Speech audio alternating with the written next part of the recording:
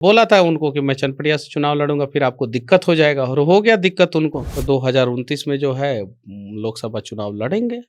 और बिहार विधानसभा चुनाव परिणाम आने के बाद पहले जनसुराज ने भितिहरवा आश्रम में 24 घंटे का मौन उपवास रखा और आज पटना में हार के कारणों को तलाशने के लिए पार्टी की एक बड़ी बैठक हुई। दोनों कार्यक्रमों में मनीष कश्यप जी उपस्थित थे और आज हमारे साथ हैं। आइए इन्हीं से जानते हैं कि क्या कुछ हुआ इस बैठक में। क्या हुआ मनीष? बहुत बहुत धन्यवाद। जो भी कारण था, जनसुराज क्यों हारी और 3% ही वोट क्यों आया, 3.25% वोट क्यों आया, इन्हीं सब चीज़ों के ऊपर जो है समीक्षा बैठक था आज। और उस बैठक में हम लोग शामिल हुए और जो बड़े पदाधिकारी हैं उन लोगों के साथ जो है चर्चा हुई और इन्हीं सब चीज़ों पे बातचीत हुई। लेकिन बड़ा सवाल, 36 मुसलमानों को आपकी पार्टी ने टिकट दिया पर मुसलमानों का वोट आपकी पार्टी की तरफ टर्न ऑफ नहीं हुआ, क्यों? अब मुसलमान लोग बताएंगे और पार्टी के वरीय पदाधिकारी जिन लोगों ने 36 मुसलमानों को सीट दिया था, टिकट दिया था, क्योंकि सबसे ज़्यादा मुसलमानों को सीट जो है जो विधानसभा का टिकट जो है वो जनसुराज ने ही दिया था। तो वो लोग जो है इस पे समीक्षा करेंगे कि क्या हुआ, कहाँ चूक रह गई। क्योंकि हैदराबाद से आया हुआ एक अवैसी जो मंच से जो है मनीष कश्यप के बारे में बोल रहा था, उस अवैसी को जो है बिहार के नब्ज के बारे में कुछ पता नहीं है और उस अवैसी को जो है 5 सीट मिल जाता है। उसके अलावा जो है आरजेडी को जो है कुछ सीटें मिली, जदयू को कुछ सीटें मिली। टोटल 11 मुस्लिम कैंडिडेट जीत के आए हैं और जितना सारी पार्टियों ने जो है मुसलमानों को टिकट दिया था उतना तो अकेले जनसुराज ने दिया था। तब क्या हुआ क्या नहीं हुआ, अब इस पे तो जो पार्टी के जो वरीय पदाधिकारी हैं वही बताएंगे। इस पे जो है मैं कुछ टीका टिप्पणी नहीं करना चाहता हूँ। हाँ, मेरे साथ लोग थे और मुझे 37,172 वोट आया है और मैं उन लोगों को धन्यवाद देना चाहता हूँ जिन लोगों ने भी जो है मुझे वोट दिया। लेकिन चर्चा अब आरजेडी की भी हो रही है, क्योंकि प्रशांत किशोर जी ने पहले कहा था कि जहां दूसरी पार्टियां मुस्लिम कैंडिडेट उतारेंगी वहां वो मुस्लिम उम्मीदवार नहीं देंगे, या वो जहां मुस्लिम उम्मीदवार देंगे दूसरी पार्टियों से आग्रह भी किया था आपके पार्टी के सर्वेसर्वा ने कि मुस्लिम उम्मीदवार मत दीजिए। इसको क्यों नहीं समझ पाया मुस्लिम तबका? देखिए, अगर ऐसा होगा तो फिर 36 सीट ये दे देंगे, 36 को आरजेडी दे देगा, 36 को कांग्रेस दे देगा, 36 को बीजेपी, 36 को जदयू, तो हर जगह तो मुस्लिम में कैंडिडेट हो जाएगा। तो प्रशांत जी तो मुसलमानों के हितैषी बनने का भरपूर प्रयास किए थे, तभी बोले थे कि जहाँ पे मुस्लिम कैंडिडेट अगर दूसरी पार्टियाँ देगी तो हम नहीं देंगे और जहाँ पे हम दे रहे हैं वहाँ पे दूसरी पार्टियाँ ना दे। इससे मुसलमानों को जो है अप्रत्याशित रूप से फ़ायदा होता।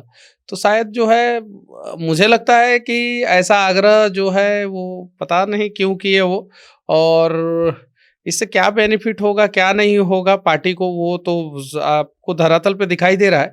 लेकिन मुसलमान लोग इस चीज़ को नहीं समझ पाए कि प्रशांत जी जो है उनके बारे में, जो है उनके भविष्य के बारे में कितना अच्छा सोच रहे हैं। प्रशांत जी तो सबसे ज़्यादा मजदूरों के भविष्य के बारे में सोच रहे थे कि मजदूर जो पलायन करते हैं।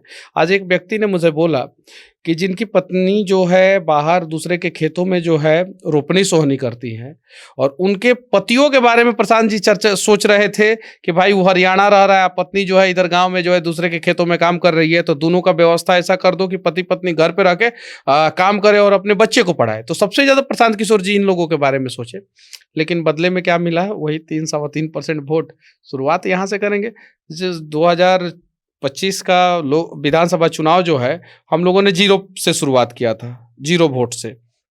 अभी जो है 3% 3.25% वोट है ना, यहाँ से शुरुआत करना है, धीरे धीरे कारवां आगे बढ़ेगा। लेकिन प्रशांत किशोर जी सीमांचल से लेकर उन तमाम सीटों पर जहां मुस्लिम आबादी है वहां पर लगातार मेहनत कर रहे थे। दूसरी तरफ एमवाई के समीकरण वाली पार्टी ने इस बार थोड़ा सा मुसलमानों से दूरी बना लिया था। उसे पता था कि मुसलमान जो है एआईएमएम की तरफ जाएंगे। लेकिन आपको क्या लगता है कि इतना कुछ करने के बाद जितना पिछली बार 5 सीट 4 या 5 सीट एआईएमआईएम जीता था वो इस बार भी उतना ही जीता।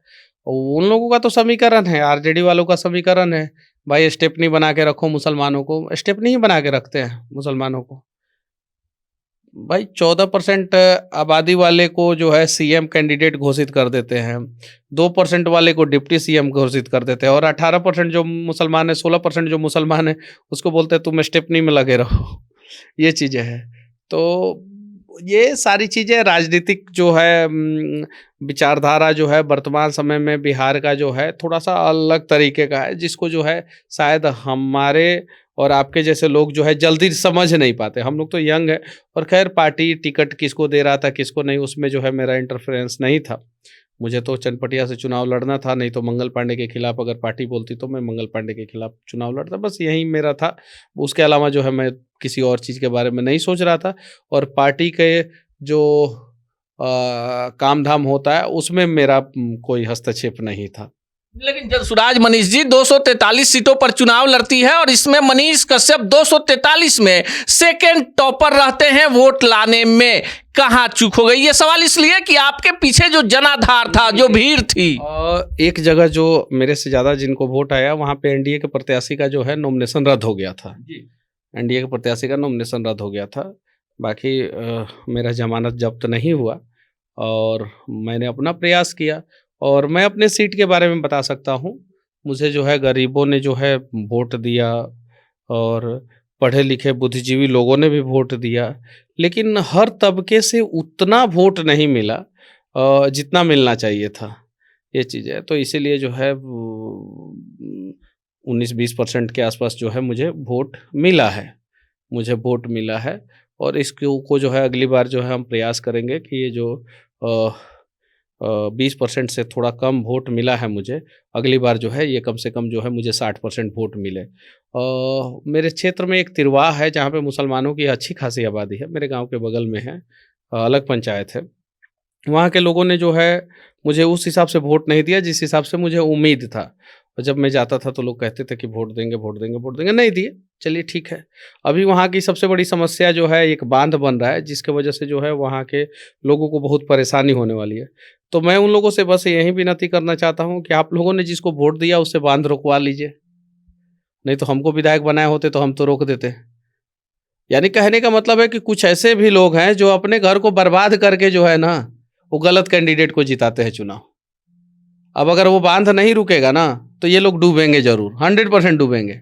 और जब डूबेंगे तो फिर मुझे याद करेंगे कि मनीष मैं डूब रहा हूँ, अब मुझे बचाओ, अब मुझे बचाओ, अब मुझे। मैं बोलूँगा कि भाई मेरे पास पावर नहीं है, मैं कहाँ से, मेरे पास रस्सी होना चाहिए ना। आप डूब रहे हैं तो मेरे पास रस्सी होना चाहिए ताकि जो है मैं फेंक के जो है वहाँ से निकाल सकूँ। मेरे यहाँ से रस्सी छीन लेते हैं और आप खुद जो है नदी में छलांग लगा के जो है तैरना नहीं आता है, डूब जाते हैं और उसके बाद से मेरे से मदद की गुहार लगाएंगे। अब मेरे पास पावर ही नहीं है, क्या करूं? चुनाव हारने के बाद जो है मुझे बहुत सारे लोगों ने फ़ोन किया वहाँ से तिरवाह से। कुछ बूथ पे जो है मतलब कि 20-25 वोट मिला है कुछ बूथ पे और कांग्रेस को बम्पर वोट मिला है। यानी कहने का मतलब है कि मुस्लिम बहुल क्षेत्र। अब वहाँ से मुझे फ़ोन आया बहुत सारे लोगों का कि मनीष जी बांधवा के का होई? तो हम कहन अब हम क्या जवाब दें कि बांधवा का क्या होगा? तो बांधवा का वहीं होगा, बांधवा जो है बन रहा है, आपका घर डूबेगा, यही होगा। अब हमारे पास पावर नहीं ना है कि भाई हम रुकवा सकें। उस समय विधायक बना दिए होते तो पावर था। और अब देखिए आगे क्या होता है, हम लोग तो अपना प्रयास करेंगे, फिर 5 साल लोगों को समझाएंगे। लेकिन एक कड़वा सवाल मनीष जी जो बिहार की जनता आपसे पूछना चाहती है कि मनीष कश्यप बीजेपी छोड़ के जनसुराज में गए, चनपटिया बीजेपी हार गई और इसका सबसे बड़ा कारण मनीष कश्यप रहे, ताल ठोक कर गए और बहुत कुछ हुआ चुनाव के दौरान। अब मनीष कश्यप को लगता है क्या कि बीजेपी छोड़ना बहुत बड़ी गलती हो गई या जल्दीबाजी में लिया गया निर्णय था? नहीं, ऐसा कुछ नहीं है। हुई वही जो राम रचि राखा। मेरे साथ गलत हुआ पीएमसीएच में। उस समय मेरे साथ मेरा हालचाल किसी ने नहीं पूछा। अब 2029 में जो है लोकसभा चुनाव लड़ेंगे और लड़ेंगे और जिन लोगों ने धोखा दिया उनको सबक सिखाएंगे। एक आदमी को तो सबक सिखा दिए। संजय जायसवाल जी के बेटा का शादी का रिसेप्शन था दिल्ली में, तो हम गए थे। तो 4-5 विधायक जी लोग थे और मेरे क्षेत्र के उस समय के विधायक चनपटिया के उमाकांत सिंह जी भी थे। मैंने बोला कि आप लोग जो वादा किए हैं वो पूरा कीजिए, नहीं तो मुझे चनपटिया से चुनाव लड़ना पड़ेगा।